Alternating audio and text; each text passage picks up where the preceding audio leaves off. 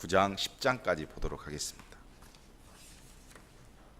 우상의 제물에 대해서 바울이 피력한 내용들을 함께 보겠습니다.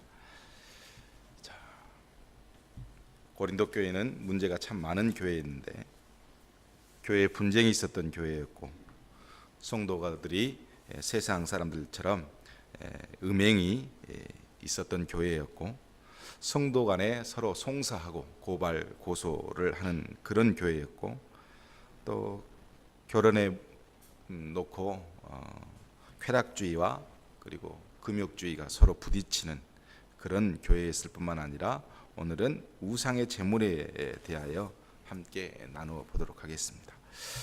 자, 8장 1절 13절까지 우상 제물 문제의 성격과 성도의 자유에 대해서 바울이 함께 이야기합니다. 읽어보면 아주 쉽게 되어 있지만 약간 문제가 되어지는 부분은 함께 보도록 하겠습니다. 우상의 제물에 대해서는 우리가 다 지식이 있는 줄을 아나 지식은 교만하게 하며 사랑은 덕을 세우나니 그랬습니다. 자, 우상이 제물에 대해서 이야기를 이제 물었으니까 바울이 대답을 해주는데 문제는 거기에 지식이 있는 자들이 우상에 대해서 성도들한테 가르치는 내용이 있었어요. 그래서 바울이 보니까 지식으로만 가르쳤지 교회를 전혀 성도들을 고려하지 않고 그냥 지적으로만 가르쳤어요. 그래서 바울이 뭐라고 그러냐면 지식은 교만하게 하며 라고 돼 있어요. 자, 지적으로만 가르치게 되면 교만하게 되어진다는 거예요. 그래서 뭐가 있어야 되냐, 그 안에 그것을 우상에 대해서 어떤 의미를 전달하기 위해서 하나님의 뜻을 전달하기 위해서는 지식보다 더 중요한 게 뭐냐면 성도를 사랑하는 마음이라는 거예요. 자, 설교를 잘하는 것도 중요하지만 성도를 사랑하는 마음으로 설교하는 것도 굉장히 중요합니다. 그래서 바울은 뭐냐면 사랑이 결여된 지식을 그 사람들이 고린도 교회 교인들이 받아들였어요. 이것이 굉장히 뜻하지 않는 결과를 맞이할 수 있기 때문에 어떤 것을 전할 때는 지식이 중요한 게 아니라 성도를 사랑하는 마음이 먼저 있고 난 다음에 지식을 전해야 된다. 자, 이런 뜻으로 1절에 그렇게 썼습니다. 2절에 보면 만일 누구든지 무엇을 아는 줄로 생각하면 아직도 마땅히 알 것을 알지 못하는 것이요. 자, 그 교회에서 지식으로 가르쳤는데 많이 안다고 생각해서 가르쳤을 텐데 천만의 말씀이라는 거예요. 네가 많이 안다고 가르쳤을 텐데 너는 아무것도 모르는 것 같다. 왜? 교만하니까. 또 누구든지 하나님을 사랑하면 그 사람은 하나님도 알아주시느니라 그랬어요. 자, 사랑이 모든 지식의 본질에 가장 밑바닥에 있음을 말하는 거예요. 자, 사랑이 없이 뭘 가르친다, 있을 수 없다. 자, 하나님을 사랑하는 사람은 교인을 사랑하게 되고, 그래서 뭘 하나를 진리를 가르쳐도 하나님을 사랑하는 마음에서부터 출발해서 진리를 가르쳐야지, 하나님을 사랑하지 않는 마음으로, 그래서 성도를 사랑하지 않기 때문에 무작정 진리라고 가르치는 것은 아무런 의미가 없어요. 바울이 말하는 것은 뭐냐면 하나님을 사랑하는 사람이 성도를 사랑하게 되고, 그래서 그렇게 가르치는 것은 굉장히 효율적이고 우리에게 은혜가 되어지고 값진 것이지만, 하나님도 사랑하지 않고 머리만 지적으로 가득 채워져서 성도를 사랑하지 못하고 막 진리라고 가르치는 것은 아무 유익이 안 된다는 겁니다. 그래서 가장 중요한 건 뭐냐면 지식도 하나님을 사랑할 수 있어야 돼. 내가 뭘 많이 가지고 있다, 많이 알고 있다는 것은 하나님을 사랑하지 않는 사람은 그거 아무리 전달해도 아무런 느낌도 없어요. 하나님을 사랑하는 것부터 시작해서 지식을 전달해야 된다. 자, 그러므로 우상의 제물을 먹는 일, 이제 본질로 들어왔어요. 우상의 제물을 먹는 일에 대해서는 우리가 우상은 세상에 아무것도 아니며 또한 하나님은 한 분밖에 없는 줄 아노라 그랬어요. 자, 우상의 제물에 먹는 일에 대해서 너희들이 질문했기 때문에 내가 답을 하는데, 우상은 아무것도 아니야. 신도 아니고 그냥 인간이 그냥 만들어 놓은 거야. 그리고 자기가 말하고 싶은 것, 하나님은 한 분밖에 없어. 우상이 하나님일 수는 없어. 하나님은 한 분밖에 없어. 그래서 아무것도 아니야, 세상의 우상들은. 비록 하늘에나 땅에나 신이라 불리는 자가 있어 많은 신과 많은 주가 있으나, 자, 로마 사회나 그리스 사회나 전부 다 신교였어요. 신이 하도 많아. 우리도 그랬죠. 화장실에 가면 부엌신이 있고, 아니 화장실에 화장실신이 있고, 부엌에 가면 부엌신이 있고, 들에 나가면 들신이 있고, 산에 가면 산의 신이 있고, 바다에 가면 용왕신이 있고, 우리도 다 신교야. 그러나 이 모든 것을 신이라고 말하고 있지만 다 우상이야. 아무것도 아니야. 단지 오직 신은 한 분이시다. 그러면서 하는 말, 우리에게는 한 하나님 곧 아버지가 계시니, 이 하나님은 어떤 분이냐면 만물이 그에게서 났고, 하나님이 이 세상을 창조하셨고, 우리도 그를 위하여 있고, 우리가 존재하는 것도 하나님을 위하여서 존재하고, 또한 아주 중요한 부분이 나오는데, 한 주 예수 그리스도께서 계시니 만물이 그로 말미암고 우리도 그로 말미암느니라. 자, 예수님을 신적인 어떤 영광, 왕권을 가진 존재로 표현을 해놨어요.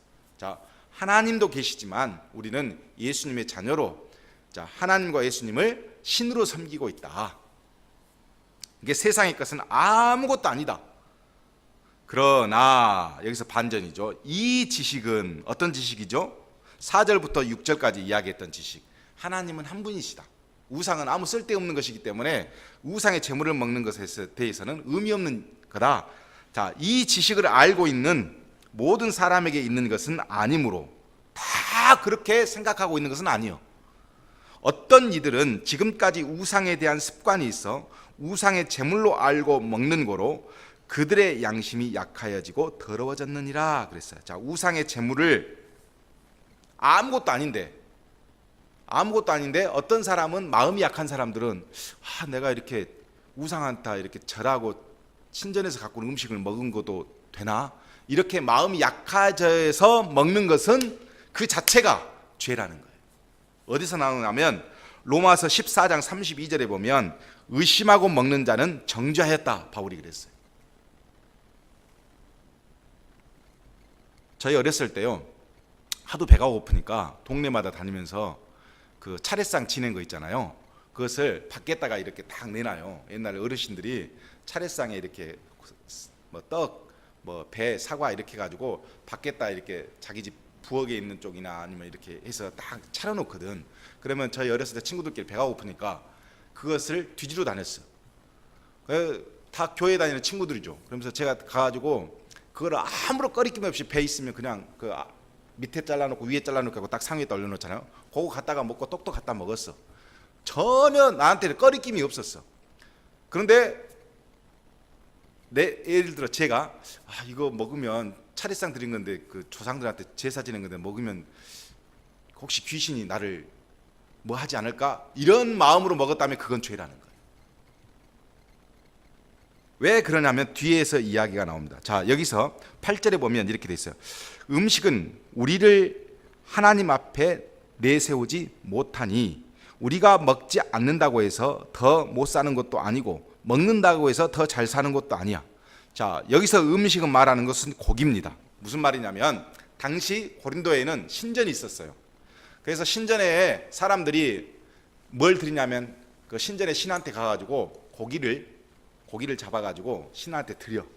그러면 이 신전을 지키는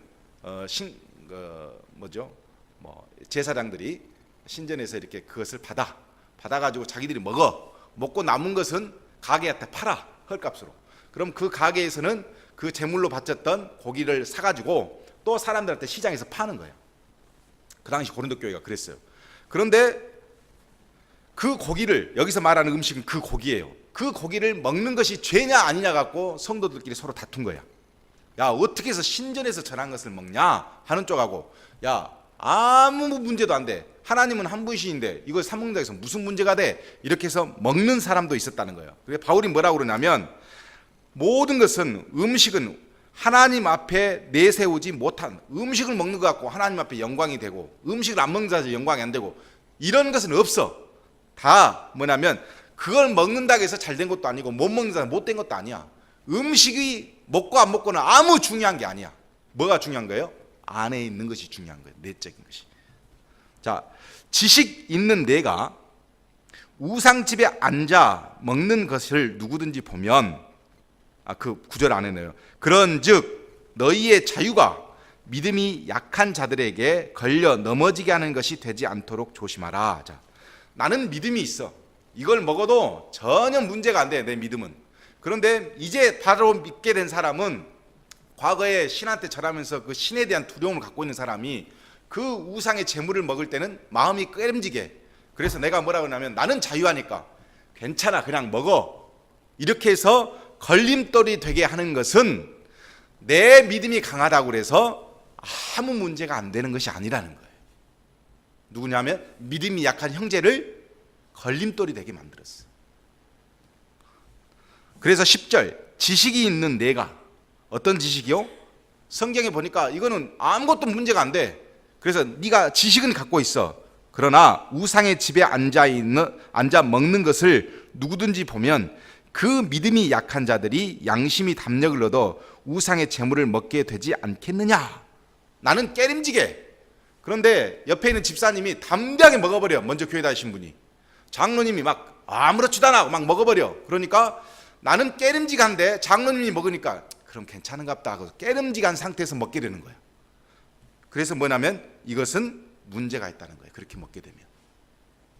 그러면 11절에 내 지식으로 지식으로 그 믿음이 약한 자가 뭐하게 된다? 멸망하느니. 그는, 믿음이 약한 자는 그리스도께서 위하여 죽으신 형제라 그랬어요. 야, 그렇게 하면 죄를 짓게 되잖아. 네 형제가, 예수님의 피로 사신 내 형제가 너의 그 담대한, 나는 아무렇지도 않다, 너의 믿음을 자랑하면서 먹게 되어지는 그 음식으로 네 형제가 마음이 깨름지가서 먹게 되었으니까 죄를 짓는 것이 되잖아. 이 미련한 사람아, 이런 뜻이죠. 당시에요 뭐가 있었냐면 신전에 가서 의식을 하지 않으면 생계가 곤란했어요.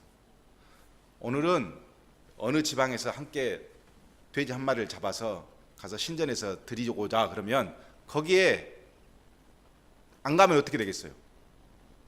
고립이 돼버리는 거야, 사회적으로. 너는 왜 우리가 이렇게 돈 모아서 돼지 사가지고 오늘 절에 가서 기도하려고 하는데 너는 왜 참여 안 하냐? 이렇게 되는 거예요. 이렇게. 나는 예수 믿어. 그래? 그럼 너는 빼. 왕따를 딱 시켜. 그리고 사회적으로 혼자만 고립이 되는 거야. 그리고 이 사람들이 거기 가서 뭐 하냐면 조직을 해. 뭘 제냐면 상업 조직을 만들어. 상업 조직을 만들어서 우리가 이번에 무엇을 냈습니다, 도와주십시오 하고 이렇게 비나이다 한단 말이에요. 그러면 자기들끼리는 상업 조직을 만들었어. 이 사람은 예수 믿는다는 사람이기 때문에 돈을 안 내서 신전에 못 갔어. 여기는 뭐가 되는 거예요? 그 상업 조직에서 완전히 제외가 되는 거야. 그러니까 장사를 못 해버려. 그러니까 그 당시에 우상에 가서 돈을 주고 가서 절을 하고 제물을 드리는 것은 일종의 제사를 지내는 그 목적보다 거기 안에서 사회적인 어떤 행사를 할 수 있는 너무너무 중요한 행사였던 거예요. 그런데 이제 갓 예수 믿은 사람이 거기에서 제외된다는 그 불안감이 있는 거예요. 그런 상태에서 이렇게 행동을 하니까 이 사람들이 괜찮은갑다 하고 같이 따라가게 된다는 거예요. 그럼 뭐가 되는 거예요? 죄를 짓게 되는 거예요. 12절에 이같이 너희가 형제에게 죄를 지어 그 약한 양심을 상하게 하는 것이 곧 그리스도에게 죄를 짓는 것입니다. 너는 죄를 안 지었지만 내 형제를 죄를 짓게 만들었으니까 너도 곧 죄인이다. 이런 거. 결국 이 말은 무슨 말이냐면 자신이 우상 숭배하는 그 음식을 먹는 것이 너무 자유로워.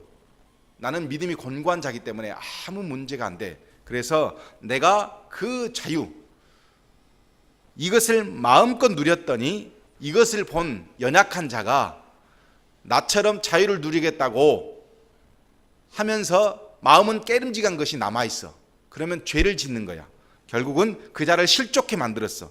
그래서 나의 자유가, 영적인 나의 자유가, 믿음의 자유가 내 형제한테는 실족하게 만든 죄를 짓게 만들 수 있다는 거예요. 여러분, 이거 굉장히 심각한 거야, 교회에서. 목사인 나는 자유로워. 그런데 권사님은 아직 그 신앙 체계가 옛날 방식을 가지고 있어. 그래서 자유로운 내 마음대로 해. 그랬더니 나는 그 권사님은 이렇게 하면 안 되는데 하면서 와가지고 마음에 상처를 받아. 그러면 결국 뭐가 되는 거예요? 내가 그 권사님이 죄 짓게 만든 거예요. 그러니까 목사가 죄가 없는 게 아니라 죄가 있어 버리는 거예요. 영적인 자유를 남발하면 상대방한테 죄를 짓게 만든다는 거예요. 그래서 13절에 바울이 어떻게 하기로 했냐면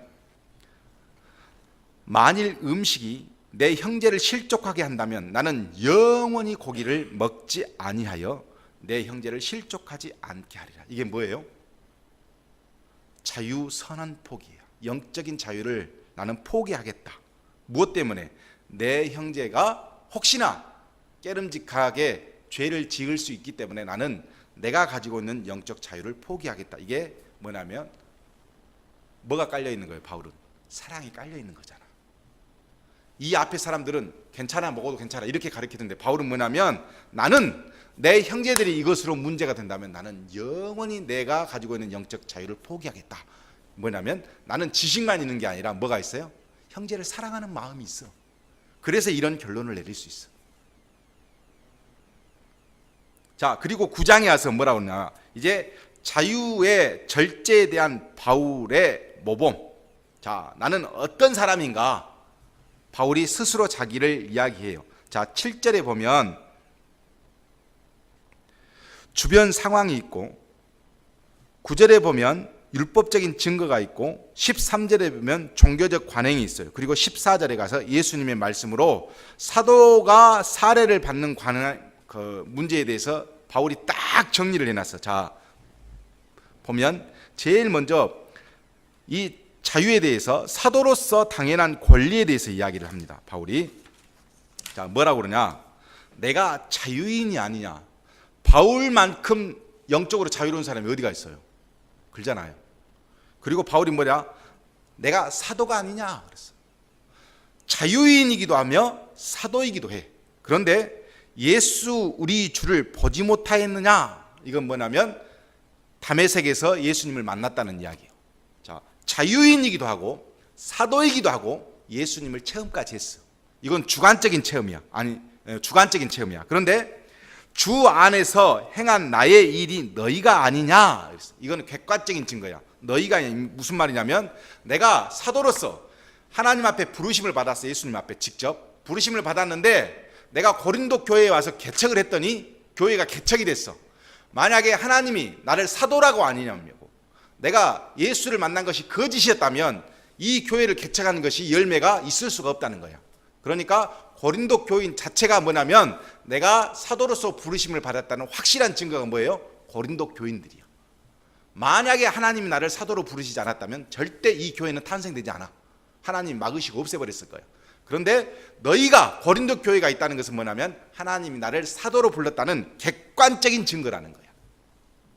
자, 자유인이고 사도고 다메섹에서 만난 주관적인 증거도 있지만 고린도 교회를 개척했다는 객관적인 증거도 있어.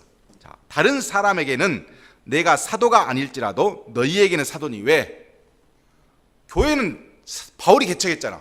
그러니까 당연히 바울은 고린도 교회 사도라고 대접을 받아야죠. 당연히 그게 당연하죠. 나의 사도됨을 주 안에서 인친 것이 너희라, 또는 인친 것이 주 안에서 있는 너희라 이랬어요. 무슨 말이냐면, 자, 다메섹에서 체험은 모든 사람이 그래 그럴 수도 있었겠지 라고 넘어갈 수 있어.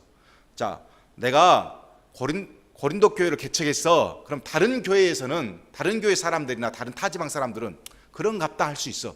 그러나 고린도 교회 사람들은 절대 바울이 사도가 아닐 수도 있어 이런 말을 하면 안 돼. 왜? 그 교회 담임 목사였으니까. 거기서 자기들이 믿음을 가졌으니까. 그걸 의심하면 답이 안 나오는 거예요. 인쳤다, 도장을 탁 찍었다. 내가 고린도 교회만큼은 도장을 콱 찍은 거나 다름없어. 이것은 고린도 교인들이 안 믿으면 안 되는 거야. 바울이 사도가 아니야, 사도를 의심해 봐야 돼, 이런 말은 고린도 교회에서 나오면 절대 안 되는 거야. 왜? 그 교회를 개척한 담임 목사니까. 그런데 3절에 보면 나를 비판한 자들에게 변명할 것이 이것이니. 비판하는 자들이 있어. 바울이 목회를 하고 떠나왔더니 바울이 사도니 아니니 이러면서 비판한 자들이 생긴 거예요. 이 정상적인 사람들이, 이 사람들이 나중에 어떤 사람인가를 나중에 바울이 알았어. 이 사람들은 거짓 선지자들이었어. 뒤에 고린도 후서에 가면 나와요. 사도와 차별성을 두려고 하는 사람들이 있었어. 자, 그러면서 4절, 우리가 먹고 마실 권리가 없겠느냐? 그래서 이 우리는 바울과 바나바예요. 뒤에 보면 자, 5절에 우리가 다른 사도들과 주의 형제들과 게바와 같이 믿음의 자매된 아내를 데리고 다닐 권리가 없겠느냐? 자, 무슨 말이에요? 바울도 게바나 다른 사도들처럼 아내를 데리고 다니면서 목회를 하고 거기서 사례비를 받아서 같이 살 수 있어. 그럴 권리가 바울한테는 충분히 있어. 왜? 이 교회를 개척한 담임 목사니까. 그런 충분히 있는데 6절에 보면 어찌 나와 바나바만 일하지 아니할 권리가 없겠느냐. 바나바와 바울은 뭐 하고 있어요? 교회한테 부담을 주지 않기 위해서 일을 했어. 자비랑을 했어. 자비랑을 하면서 그걸로 먹고 살았어. 그런데 예수님의 다른 제자들은 교회로부터 보조를 받고 사례를 받았어. 게바는 아내를 데리고 다녀. 데리고 다니면서 어떻게 해요? 사택에서 살면서 목회를 해. 나도 그럴 수 있어. 바나바도 그럴 수 있어. 왜? 고린도 교회를 개척했으니까. 그런데 혹시 교인들이 먹고 살 길 없어서 우리한테 사례비 받아서 먹고 살려고 그러는 거 아니야? 이렇게 오해할까 봐 바울은 사례비를 받지 않았어. 바나바는. 그리고 일을 해서 생계를 유지했어. 자, 그 이야기예요. 7절. 누가 자기 비용으로 군 복무를 하겠느냐? 누가 포도를 심고 그 열매를 먹지 않겠느냐? 누가 양떼를 기르고 그 양떼의 젖을 먹지 않겠느냐? 자, 세 가지를 예를 들어서 바울이 교회에서 사례비를, 생계비를 받는 것은 당연한 건데 그렇게 하지 않았어. 그러면서 세 가지를 이야기했어. 자, 돈 내고 군 복무하는 사람 봤냐? 나 군대 가고 싶으니까 돈 드릴 테니까 나 군대에서 일하게 해주세요. 이런 사람 있는 거 봤냐? 군대에 가면 당연히 뭘 받아요? 월급을 받아. 자, 어떤 사람이 자기가 자기 돈을 냈고 포도를 심었어. 그리고 자기는 포도를 못 먹는 거. 그런 사람이 있어? 자기 돈을 들여서 포도를 심었으면 그 포도를 먹는 것은 당연한 거야. 어떤 사람은 양을 쳐. 목자가 양을 치는데 자기가 열심으로 양을 쳐놓고 그 양에 나오는 젖을 못 먹는 사람이 어디가 있어? 다 뭐냐면 일하는 만큼 거기서 자기가 취해서 먹고 사는 거야. 이게 당연한 거야, 세상의 이치가. 그런데 자기는 그렇게 하지 않았다는 거야. 자, 8절. 내가 사람의 예대로 이것을 말하느냐? 율법도 이것을 말하지 않느냐? 자, 사람의 예도, 이 세상 사람들도 그것을 당연하게 생각해. 근데 율법에서도 이것을 말하고 있어. 어디서 말하고 있냐? 신명기 25장 4절이에요. 신명기 25장 4절에 뭐라고 되어 있냐면 9절에 모세의 율법에 곡식을 밟아 떠는 소에게 망을 씌우지 마라, 이런 말이 있다는 거예요. 무슨 말이냐? 하나님, 이거 뭐냐면 곡식이 밟아 떠는 열심히 일하는 소한테 풀을 못 먹게 망을 씌우면 되겠어요, 안 되겠어요? 그럼 그 소가 굶어 죽지, 일만 하다가. 그래서 모세 율법에도 이 이야기가 있어. 세상에도 그러지만 모세 율법에도 이런 이야기가 있는데, 자, 그 다음, 하나님께서 어찌 소를 위해서 이런 말을 했겠어? 소를 염려해서 하나님이 이런 말을 했겠어? 그렇지 않아. 오로지, 이 말은 헬라어로 보면 확실히 분명히 우리를 위하여 하신 말씀이라는 거예요. 사역자들을 위해서 하신 말씀이지 소가 걱정돼서 하나님께서 그렇게 말씀하신 게 아니다. 그러면서 하는 말, 밭 가는 자는 소망을 가지고 밭을 갈고 곡식을 떠는 자도 함께 얻을 소망을 가지고 떠는 것이다. 자, 교회에서 일하는 일꾼들은 보수를 소망하면서 일하는 것이 당연하다는 거예요. 하나님의 일을 하는 사람은 그 하나님의 일을 통해서 보수를 받는 것이 당연하고 그렇게 소망하며 사는 것이 당연한 거다. 11절, 우리가 너희에게 신령한 것을 뿌렸은즉 너희의 육적인 것을 거두기로 과하다 하겠느냐? 신령한 것이 뭐죠? 복음이죠. 자, 복음을 너희들한테 주었어. 너희가 육적인 것은 뭐죠? 사례, 보수예요. 보수를 받는 것이 과하다 할 수 없다는 거예요. 복음을 너희에게 뿌렸기 때문에 보수를 받는 것은 문제가 되지 않는다. 12절, 다른 이들도 너희에게 이런 권리를 가졌거늘. 자, 바울이 떠났어. 교회 지도자를 세웠어. 이 지도자들은 뭘 받아요? 사례를 받고 있어. 지금 다른 이들도 너희에게 이런 권리를 가졌거든. 하물며 나와 바나바는 우리일까 보냐? 그러나 우리가 이 권리를 쓰지 아니하고 범사에 참는 것은 그리스도의 복음에 아무 장애가 없게 하려 함이라. 사례비나 받으려고 이렇게 한다, 이 말 듣지 않기 위해서 바울은 그렇게 했다는 겁니다. 13절, 성전에서 일을 하는 이들, 누구죠? 레위인들 말하는 거예요. 레위인들이 성전에서 나는 것을 먹었어. 제단에서 섬기는 이들은 제사장이에요. 제사장들은 제단과 함께 나누는 것을 너희가 알지 못하느냐. 구약에서 보면 레위인들은, 제사장들은 민수기 18장 8절에서 20절에 보면 성전에서 나는 것을 먹고 제사를 지내고 난 나머지 것을 먹고 살았어. 이것이 구약에 가지고 있는 원리야. 그것이 뭐예요? 11조야. 성도들이 가져온 11조를 갖고 레위인들이, 제사장들이 먹고 살았어. 이것이 구약에서 있었던 일이야. 14절, 이와 같이 주께서도, 자, 율법에서도 그랬고 이제는 누구예요? 주님께서 그럼 뭐라고 말씀하셨냐? 복음을 전하는 자들이 복음으로 말미암아 살리라, 이렇게 말씀하셨다는 거예요. 어디서 그랬냐? 마태복음 10장 10절하고 누가복음 10장 7절에 보면 이런 말씀입니다. 일꾼이 그 삭을 얻는 것이 마땅하니라. 예수님께서 그렇게 말씀하셨어요. 그래서 문제가 될 게 하나도 없다. 자, 지금까지 들어보면 고린도 교인들이 이 말을 딱 들었어. 야, 너희들은 새 목사 모셔가지고 사례비 주고 있지? 나는 너희들한테 사례비를 안 받고 일을 했어. 왜 안 받고 일한 줄 알아? 혹시나 너희들이 사례비나 받으려고 바울이 이런다, 이 말 혹시나 나올까봐 내가 사례비를 받지 않고 일을 했어.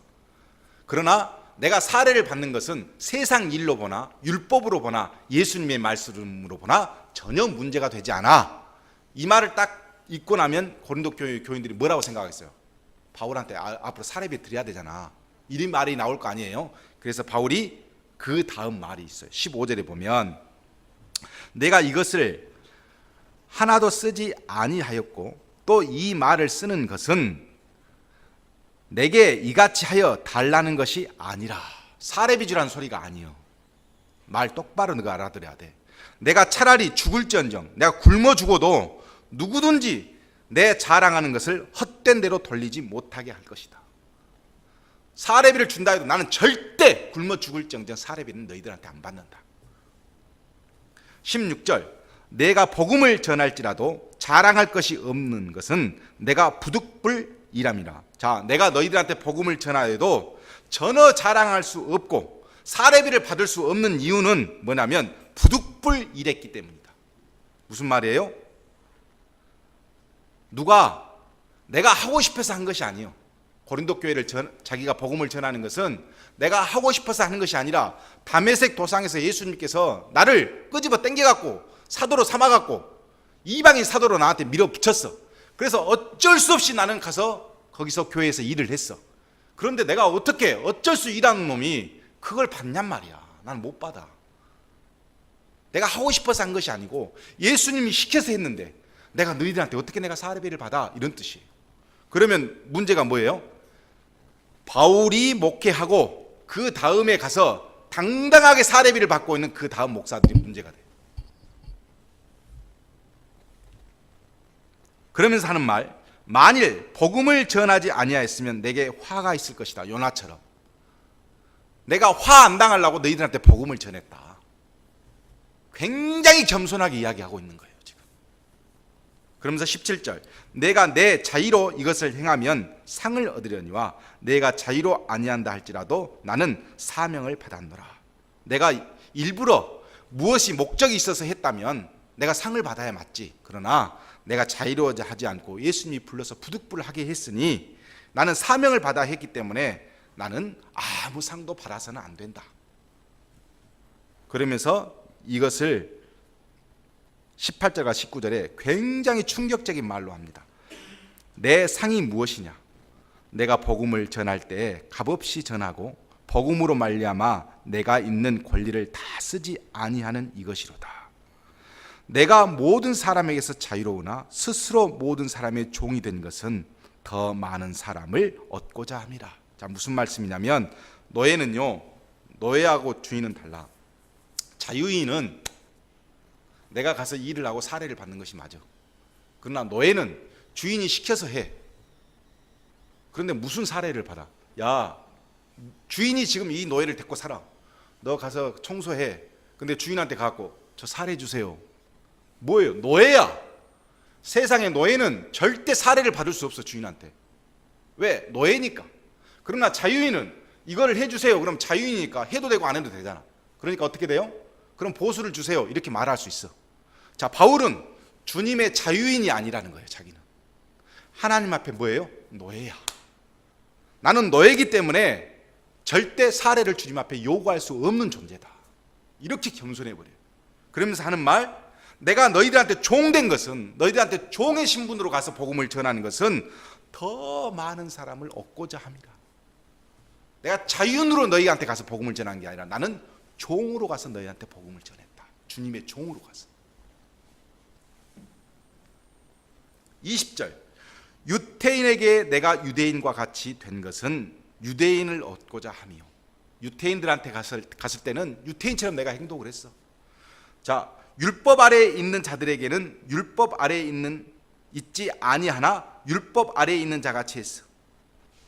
그렇게 한 것은 율법 아래에 있는 자를 얻고자 하며, 율법에 미쳐있는 사람들은 내가 율법에 미쳐있지 않는 사람이지만 마치 율법에 미쳐있는 사람처럼 내가 가서 행동을 했어. 왜? 율법에 있는 그 사람들을 얻고자 하며.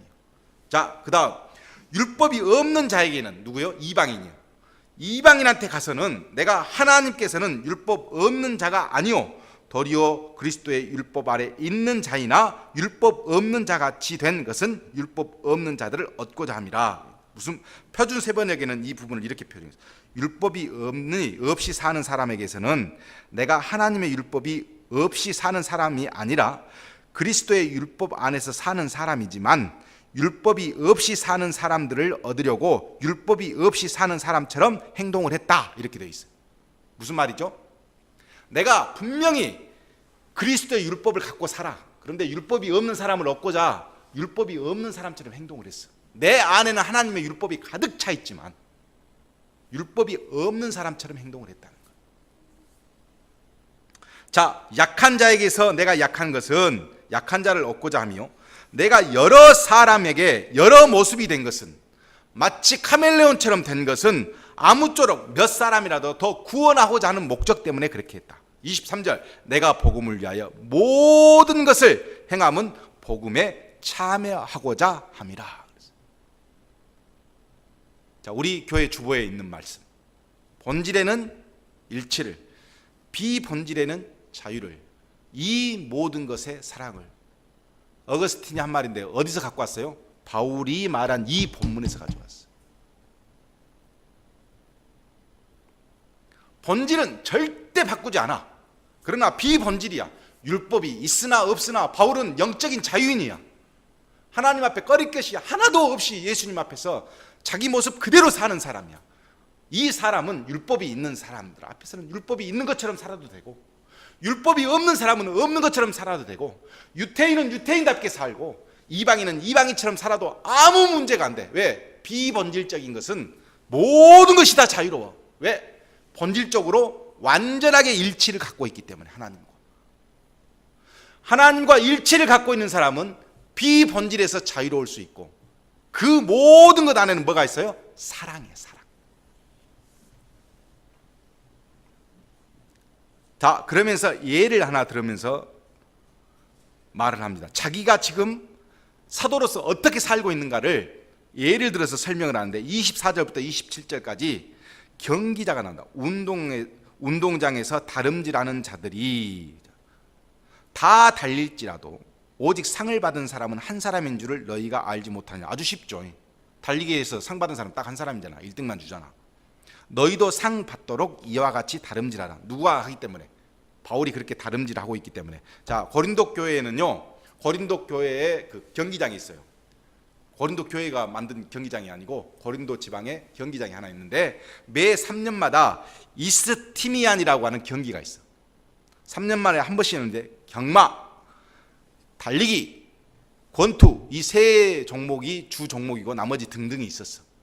근데 바울이 그 종목을 알아. 고린도 교회 갔더니 그러고 있어, 이 사람들이. 그래서 그것을 잘 알고 있어서 바울이 그거를 예로 들어서 자신의 지금 사도로서 어떻게 하고 있는가를 설명해내기 위해서 그 경기장 모습을 끄집어냈어. 그러면서 하는 말, 이기기를 다투는 자마다 모든 일에 절제하나니 그들은 썩을 승리의 관을 얻고자 하되 우리는 썩지 아니할 것을 얻고자 하노라. 자, 경기를 이기고자 하는 사람들은 대부분 어떻게 해요? 달리기, 예를 들어서 달리기 시합을 하고 있는 사람 보세요. 어떻게 하죠? 몸무게도 유지해야 되고 다리 근육도 만들어야 되고 하기 때문에 매번 아무거나 먹지 못해. 권투 선수들 체급 유지해서 아무거나 먹어요. 권투 선수들은 마지막 체중을 위해서 어떻게 해요? 찜질방에 가서 물기를 싹 빼버리잖아. 그래갖고 체중 이거 재잖아. 그리고 권투를 해. 철저하게 자기 관리를 해야 운동을 해. 그리고 뭘 받아? 면류관을 받아.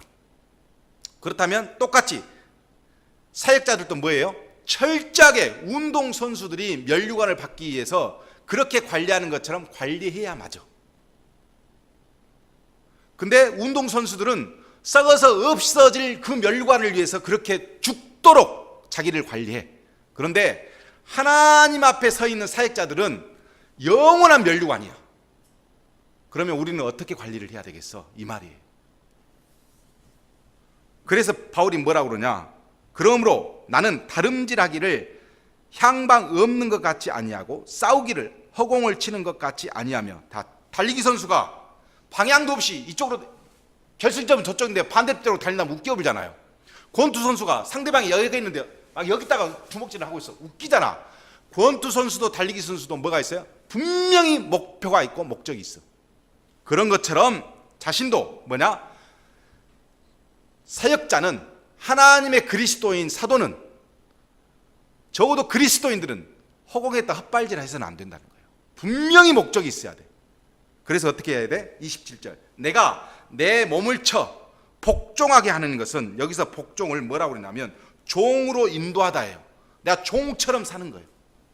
내가 철저하게 나기 관리를 하고 내가 종처럼, 예수님의 종처럼 나를 관리하게 하는 것은 내가 남에게 전파한 후에, 내가 복음을 남에게 전하고 난 다음에 자신이 도리어 버림을 당할까 두려워함이라다. 진짜 한국교회 목사님들이 이 말을 무슨 말인지 알아야 돼. 사도는 뭐 해야 되냐면 철저하게 자기를 복종시켜야 돼.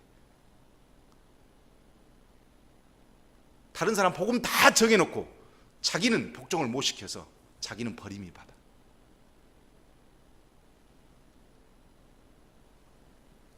뭐 하고 있는 거예요? 헛발질 하고 있는 거예요. 상대는 여가 있는데 다른 데다 주먹질하고, 결승점은 저쪽인데 이쪽으로 달리고 있어 목사들이. 그래놓고 하는 말, 복음을 전하고 있어. 그러고도 바울은 그것이 두렵다는 거야. 그것이. 자, 10장에 가서 이제 진짜 하고 싶은 이야기를 합니다. 10장에 가면 이스라엘 역사에서 그렇게 방종해서 싹 모조리 죽었던 역사를 끄집어내요. 바울이 두렵게 만들기 위해서. 자, 형제들아, 나는 너희가 알지 못하기를 원하지 아니하노니. 반드시 알아야 된다 이거죠. 우리 조상들이 다 구름 아래 있고, 무슨 말이죠? 불기둥과 구름 기둥으로 광야에서 인도를 받았잖아. 그 말이에요. 자, 구름 기둥 아래 다 있었어. 그리고 또 뭐예요? 바다 가운데로 지나며. 언제 지났어요? 홍해. 자, 구름 기둥, 불 기둥도 경험했고 홍해도 경험했어.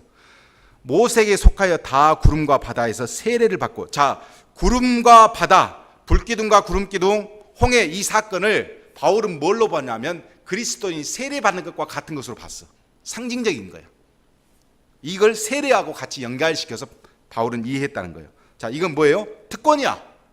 이스라엘 백성들이 특권을 받았어. 자, 그것뿐만 아니라 세 번째는 신령한 음식을 먹었어. 뭘 먹었죠? 만나도 먹었어. 광야에서. 그리고 다 같이 신령한 음료도 마셨어. 무슨 음료였냐면 신령한 반석에서부터 물이 나와서 마셨어. 이 물은 그리스도를 상징한다 이거예요. 다수의 사람들이 하나님이 기뻐하지 아니하였으므로 그들이 광야에서 다 죽었어. 이게 뭔 말이에요? 은혜를, 상상도 할 수 없는 은혜를 받았어. 광야에서. 소금 기둥과 불 기둥, 아니 불 기둥과 소금 기둥이라겠네. 구름 기둥도 경험했어. 홍해도 건넜어. 그것뿐이요, 만나도 먹었어. 바위에서 물이 터져서 그것도 마셨어. 이 모든 것을 한 사람들이 광야에서 다 죽었어. 이게 뭘 의미하냐 이거예요. 자, 이러한 일은 우리의 본보기가 되어 우리로 하여금 그들의 악을 즐겨한 것 같이 즐겨하는 자가 되지 않게 하려라. 본보기로 삼았어, 하나님이. 이러한 역사가 왜 있어요? 그렇게 하지 말라는 것 때문에 있어. 자, 즐겨한다는 말은 마음을 쏟아 갈구하다예요. 똑같이 그런 행동하지 마 이놈들아 해서 이 역사를 우리한테 알게 했다는 거예요, 하나님이. 그런데 그들 가운데 어떤 사람들과 같이 너희는, 여기서 너희는 누구예요? 고린도 교회의 교인들은 뭐하고 있어? 우상 숭배하는 자가 되지 말라. 너희는 우상 숭배하는 자가 되지 말라. 자, 왜 망했어요? 우상 숭배했기 때문에 그때 망했어. 어디서 망했냐? 출애굽기 32장에 보면 뭔 사건이 나와? 송아지 사건이 나오잖아. 송아지를 만들어 놓고 거기서 난리를 치고 있어. 뭐하고 어떻게 했냐면 먹고 마시며 일어나서 뛰논다. 32장 내용이고 8절에 보면 어떤 사람들은 음행하다가 하루에 23,000명이 죽었나니 우리는 그들과 같이 음행을 하지 말자. 민수기 25장의 내용이에요. 또 9절에 그들 가운데 어떤 사람들은 주를 시험하다가 뱀에게 멸망하였나니 우리는 그들과 같이 시험을 하지 말자. 모세의 노뱀 이야기죠. 민수기 21장 이야기예요. 자, 10절에 그들 가운데 어떤 사람들은 원망하다가 멸망시키는 자, 여기서 멸망시키는 자는 하나님의 심판을 수행하는 천사를 멸망시키는 자라고 그랬어요. 마귀가 아니에요. 어떤 분은 또 마귀라고 하더라고. 하나님의 명령을 받아 심판하는 천사들에게 멸망하였나니 너희는 그들과 같이 원망하지 말라. 민수기 16장의 이야기입니다. 자, 왜 이렇게 하나님의 은혜를 받고도 왜 이스라엘 백성들이 멸망당했냐? 첫째, 우상 숭배했다. 두 번째, 음행했다. 세 번째, 주를 시험했다. 네 번째, 주를 원망했다. 이 네 가지 사건 때문에 이스라엘 백성들이 광야에서 다 죽었어. 11절, 그들에게 일어난 이런 일을 본보기가 되고 또한 말세를 만난 우리에게, 마지막 때를 살고 있는 우리에게 깨우치기 위하여 기록되었다.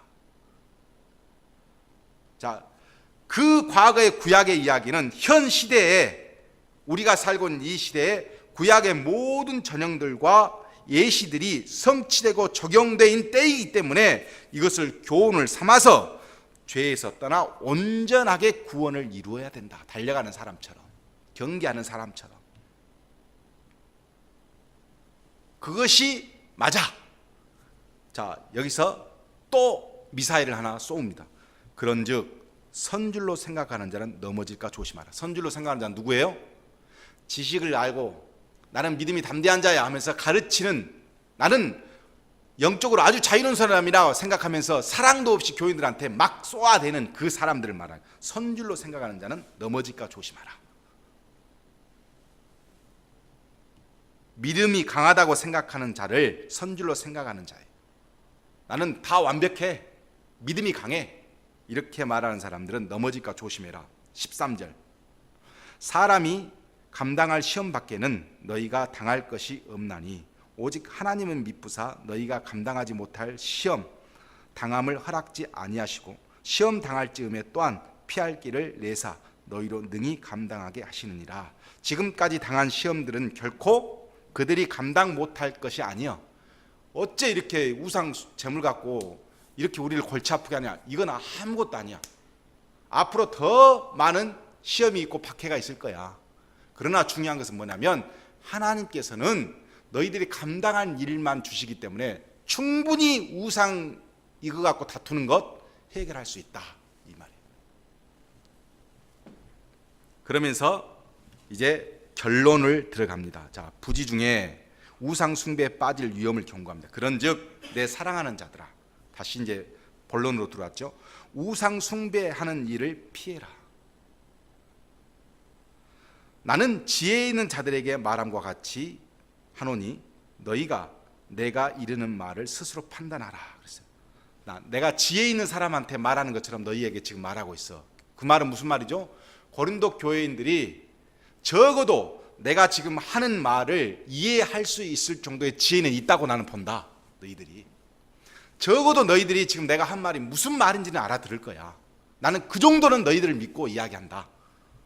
그러면서 하는 말, 우리가 축복하는 바 축복의 자는 그리스도의 피를 참여함이 아니며 우리가 떼는 떡은 그리스도의 몸에 참여함이 아니냐. 자, 뭐죠? 우리가 성찬의식을 하잖아요. 17절, 떡이 하나요 많은 우리가 한 몸이니 이는 우리가 다 한 떡에 참여함이라. 자, 성찬의식을 해. 고린도 교회에서 성찬의식을 할 때 바울이 어떻게 가르쳤냐. 자, 이 잔은 그리스도의 뭐다? 피다. 이 떡은 뭐다? 그리스도의 몸이다. 그러면서 떡과 잔을 나눴어. 그러면서 그 많은 사람이 갑자기 뭐가 됐어요? 예수 그리스도의 성찬의식에서 하나가 되었어. 그렇죠? 그 많은 다양이 일치가 됐어. 다일 공동체가 됐단 말이에요. 그러면 자, 반대로 17절, 육시를 따라 이스라엘을 보라. 제물을 먹는 자들에게 제단을 참여하는 자들이 아니냐. 그런즉 내가 무엇을 말하느냐. 우상의 제물이며 우상은 무엇이냐. 자, 그와 똑같은 것처럼, 자, 네가 신전에 갔어. 나는 우상이 없다고 생각해. 가서 신전에 가서 신전의 음식을 먹으면서 아무것도 아니야 이런 것들은 나는 담대한 믿음을 갖고 있으니까 라고 하면서 거기서 떡을 떼는 것은 곧 교회에서 성찬의식 하는 거나 신전에 가서 떡을 떼는 것이나 거기에서 참여하는 거라는 거예요. 웃기는 소리 하지 말라는 거예요.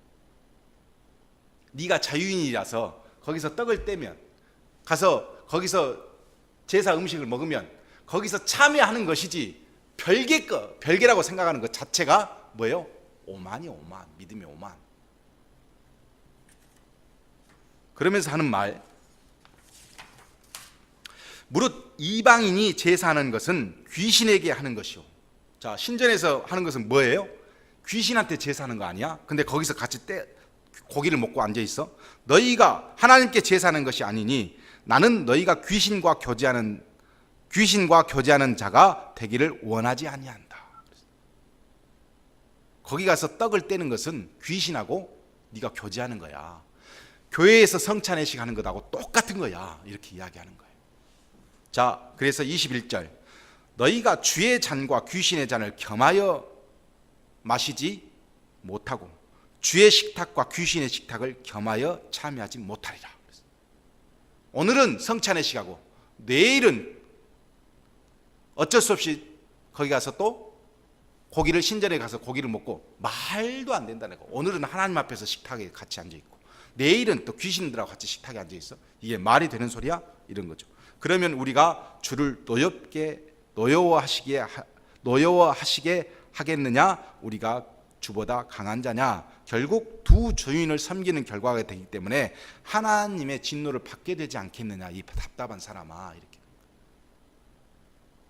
이게 지혜 있는 자들이 이러고 있었던 거예요.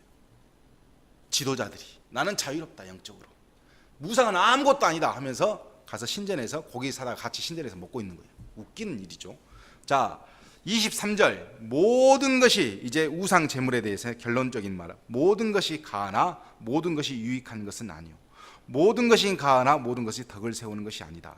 자, 개인에게 있어서 모든 것이 가해. 영적으로 자유로우니까. 그리스도인들이 얼마나 자유로워요 영적으로. 하나님 섬기면 귀신 이런 것이 안 무섭고 아무 문제 안 되잖아. 모든 것이 다 가능해. 문제가 안 돼. 그러나 그렇다고 해서 다 유익한 것은 아니에요.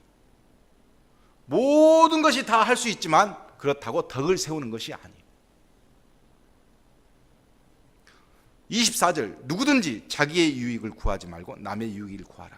이것이 그리스도인들이 가지고 있는 자유의 대원칙입니다. 바울이 세우는 것. 자유의 대원칙. 어떤 자유냐? 나는 모든 것이 가능하지만 그렇게 하지 마는 것은 뭐냐면 나의 유익을 위해서가 아니라 남의 유익을 위해서 생각해 보면 그렇게 못한다는 거예요. 그래서 원칙이 뭐예요? 그리스도인은 자유롭지만 자기의 유익을 위해서 자유롭지 않고 남을 위해서 자유로워야 된다. 이것이 바울이 가지고 있는 그리스도의 자유의 대원칙이다. 그러면서 세 가지를 이야기를 합니다. 자, 세 가지 경우가 있었어요. 고린도 교회. 첫 번째, 시장에서 파는 것을 양심을 위하여 묻지 말고 먹어라 그랬어요. 이는 땅과 거기에 충만한 것이 주의 것입니다. 자, 시장에서 고기를 사러 갔어. 고기를 사러 갔더니 이 사람이 우상에다 신전에서 그 제사장들한테 사온 고기야. 이것을 나한테 팔았어. 그러면 산 사람이 그리스도이냐? 이것이 신전에서 드렸는지 안 드렸는지 모르겠네. 이걸 고민을 하고 있는 거야. 고기를 사갖고. 그런데 바울이 뭐라고 그러냐면 시편 24편 1절을 인용하면서 뭐라고 그러냐면 꺼리낌이 없는 것은 그냥 먹어라 이거예요. 그렇게 의심하지 말고 그냥 먹으라. 아무것도 아니니까. 그러니까 꺼려 하지 말고 그냥 먹어라. 시장에서 사는 것은.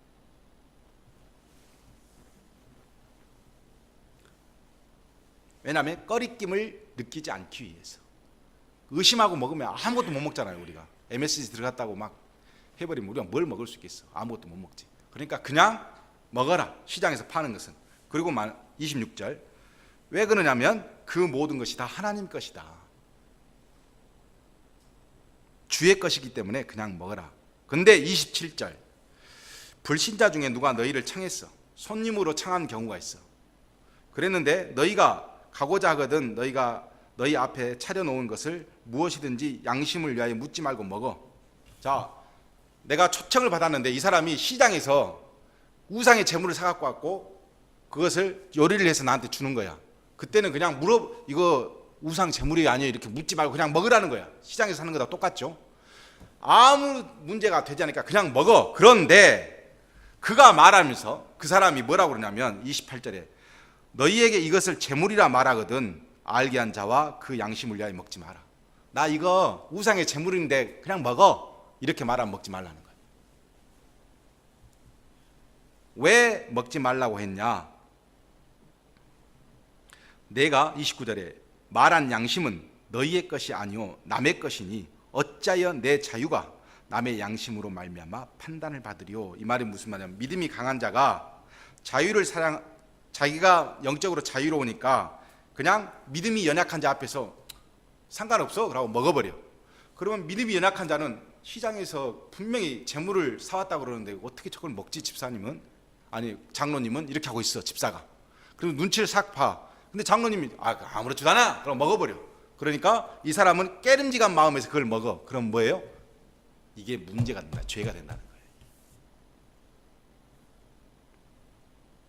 30절 만일 내가 감사함으로 참여하면 어찌하여 내가 감사하는 것이 대하여 비방을 받으려. 하나님 앞에 감사합니다 하고 먹었어 이 사람은. 믿음이 좋은 장로님은. 그런데 그것이 감사로 먹는 것이 그것이 하나님 앞에서 비방이 된단 말이에요. 어떻게 하나님 앞에 음식을 감사하면 먹는데 비방이 될 그 건덕지를 만들어주냐 이거예요. 그런즉 너희가 먹든지 마시든지 무엇을 하든지 하나님의 영광을 위해서 하라. 이게 대원칙이에요. 자, 우리는 상식적인 선에서 이야기하면 목사님들 중에 술 담배 하시는 분이 있을까요 없을까요? 있어요. 제하고 아주 친한 친구가 옛날에 맥주를 엄청 좋아했어요. 그래서 가끔 맥주를 먹어. 그러니까 제가 가면 처음에 둘이 갔는데 맥주를 자기도 모르게 버릇처럼 그냥 맥주를 시킨 거야. 통닭을 먹다가. 그래서 내 눈치를 딱 본 거야. 그래서 내가 아무 말 안 했어. 그랬더니 이제 어차피 돈은 내가 내니까 맥주를 딱 시켜놓고 내 눈치를 보고 있다가 한 잔을 딱 했어. 어떤가 보려고. 그래서 내가 아무 말 하고 그냥 통닭을 먹었어. 나 콜라 하나 시켜줘야지 그랬어. 그랬더니 콜라 하나 더 주세요 이렇게 했어. 무슨 아니 나 옛날 버릇이 있어갖고. 그래서 내가 나는 그거에 대해서 그 친구가 저 사람 목사가 되고 내 앞에서 술이나 먹어? 그런 마음이 나는 전혀 없었어요. 그러면서 내가 뭐냐면 하나 더 시켜줄까? 내가 그랬어. 그러니까 이제 내 앞에서 통닭을 먹을 때 맥주 하나 시킨 것을 아주 괜찮게 먹어. 자, 맥주가 담배가 구원을 결정하는 건 아니에요. 자신의 경건 생활의 일부야. 어떤 사람은 자기 경건으로 술, 담배는 절대 안 해야 된다고 배운 나는 보수적인 교단에서 배웠기 때문에 그럴 수 있어. 그러나 자유롭게 기장측에서 자란 목사는 아무렇지 않게 술을 먹을 수 있어. 근데 그걸 가지고 판단하고 어쩌고 할 필요는 없어. 단지 중요한 것은 뭐냐면 내가 술을 하는 목사라면 적어도 교인들은 목사는 술 담배를 안 해 이렇게 상식적으로 알고 있는데 거기서 술 담배 나는 자유로워 하나님은 아무 문제 안 돼 그것을 하면 죄라는 거예요. 그게 그 말이에요. 하나님의 영광이 되게 해야 되는데 자기의 유익을 구하다 보니까 남의 유익을 전혀 고려치 않고 하다 보니까 죄가 된다는 거예요. 그래서 내가 그 목사님한테 한 말이 있어요. 내 앞에서는 먹어도 다른 목사님한테 먹지 마라 그랬어요. 왜? 죄가 될 수 있으니까. 그러면서 32절 헬라인에게나 유대인에게나 하나님의 교회에나 거치는 자가 되지 말라. 거치는 자 걸림돌이 되지 말라. 자, 고린도 교인들에게 소극적인 거예요. 이거는 넘어지는 걸림돌이 되지 마. 교인들 앞에서. 이건 아주 소극적인 말이야. 최소한 남을 넘어뜨리게 하는 짓은 하지 마 이거고, 그 다음 적극적인 거 33절 나와 같이 모든 일에 모든 사람을 기쁘게 하여 자신의 유익을 구하지 아니하고 많은 사람을 유익을 구하여 그들로 구원을 받게 하라. 어떻게 해요? 타인의 유익을 위해서, 그 사람들의 구원을 위해서 될 수 있으면 거치는 행동도 뿐만 아니라 그 사람들을 위해서 어떻게 구원받을까 이렇게 고민하고 살아라. 자, 위에 32절은 지금 고린도 교회의 지도자들이에요. 문제없어 그러면서 넘어지게, 뭐냐면 굉장히 소극적으로 교회를 운영하고 있는 거야. 그러면 바울은 어떻게 해요? 밑바닥에 사랑을 쫙 깔고 교인들한테 어떻게 하면 이 교인들을 더 사랑해서 하나님 앞에 나갈까, 이 사랑의 감정이 있는 바울은 어떻게 해요? 전혀 자신의 유익을 구하지 않고 어떻게 하면 교인들을 살려낼까 이 고민을 하기 때문에 자기는 모든 것을 다 절제해버리는 거예요. 그러면서 마지막 결론, 내가 그리스도를 본받는 자 된 것 같이, 내가 그리스도를 본받는 자 같이 너희는 나를 본받는 자가 되라. 누구를 본받지 말고. 믿음 자랑하면서 거기서 지금 지도자라고 하는 거짓 선지자들이 하나님은 한 분이시고 이 세상의 우상 숭배는 다 거짓이기 때문에 가서 먹는 거 안 먹는 거 아무 문제 안 돼 이렇게 사랑도 없이 가르치는 그 사람들을 본받지 말고 그리스도를 본받아. 그리스도가 교인을, 예수님께서 그 백성들을 사랑하셔서 십자가에 못 박힌 그 심정을 가지고 내가 열심히 너희들에게 가르치는 이 나를 좀 본받아라. 이렇게 바울이 이야기하고 있는 거예요. 자, 우리는 오늘 이 8장에서 10장까지 내용을 통해서 딱 한 가지를 알아야 돼요. 뭐냐면 우리는 자유롭습니다. 영적으로. 그러나 자유롭긴 하지만 믿지 않는 사람들을 위해서 내가 쓸 수 있는 자유를 활용하는 것이 아니라 절제할 수 있을 때 우리가 진정으로 주님 앞에서 성숙한 그리스도인이 될 수 있다는 거예요. 술 먹고 담배 피고 주일날 뭐 마음대로 하고 아무 문제가 안 돼, 자유로우니까. 그러나 그것을 보고 있는, 주일날은 적어도 이렇게 해야 된다고 생각하는 그 어떤 사람에게 상처를 주거나 넘어뜨리는 걸림돌이 된다면 그것은 죄가 된다는 사실입니다.